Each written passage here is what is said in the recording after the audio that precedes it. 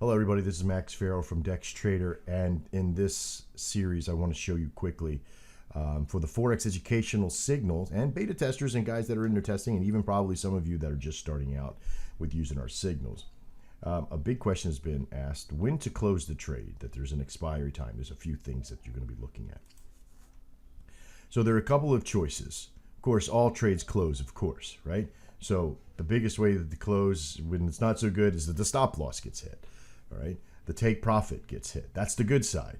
Or the trader closes at a particular time or event.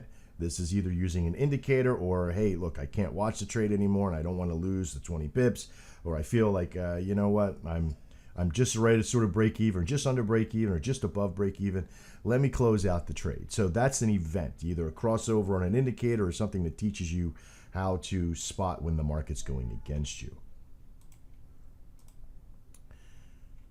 What can I use to determine the close? Well, there's a few things, okay? Because you got to know the structure of what you're doing with the trades, right? So when you're trimming the fat, right, we've seen this in the previous videos, you're looking at structure to the left. So you're trying to find highs and lows and different support and resistance areas and indication to give you those areas where this thing's going to either bounce off or come back on or break through, those kind of mentalities. So if you can find those areas on the chart, okay, and they have to be solid. You know, a resistance area is never portrayed just by one place where a little hump is at, right? Because you want to have more than one touch happening to this thing. And I'll show you in a chart here in just a minute.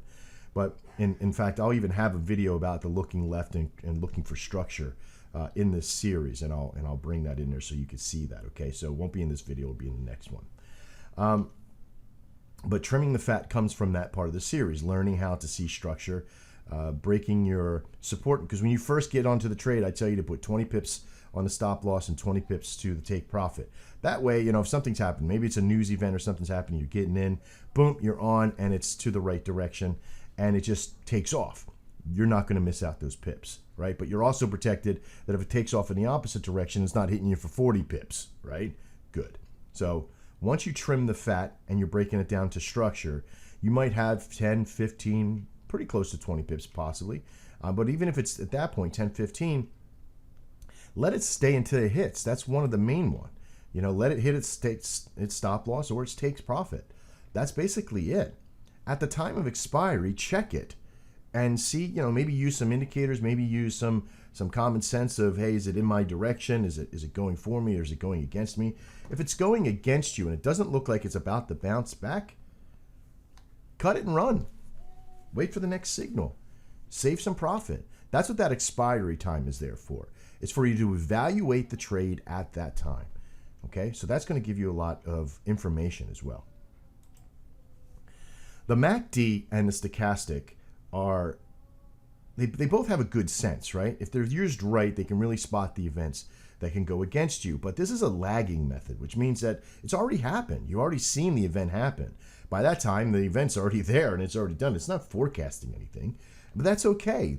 In this particular part, what we want to see is that the method itself, okay, that the process begins to move in a particular direction. And if we had for a buy here, okay, and a stochastic or maybe a MACD had a crossover for going in the opposite direction, this might be something that, even though that we might still be in profit, we would simply get out at because it's going to start going bad. Or if it's already going bad but hasn't gotten to full stop loss, it might be something that wouldn't be able to correct. So take it out for a small loss. I hope that makes sense to you. This crossover can confirm against you, and it means that you're probably not going to recuperate from that. So you'll probably be able to pull away and save yourself some bucks, or even take a smaller profit. And final on this video, learning how to fluidly close the trades and knowing when to do it and when not to do it. It does take practice and takes knowledge. My best advice to you is to trim the fat and let it ride, and watch the MACDs and STOs. Don't make reactions until you get a feeling of exactly how it will respond. The answer is never given to you in one or two trades. It's hundreds and hundreds of trades. And this is how you get your experience. So use these methods to start out with. Become more advanced by taking action with what you have and just do. Just get in there and do. Don't try to find the secret to success inside your trading style. Just start trading. Use the signal as an event to trade and just start trading. You'll get the experience and you'll get the success. I can guarantee you that. I'm Max Farrell. This is DexTrader.com. And this was a little video on when to close. See you next time.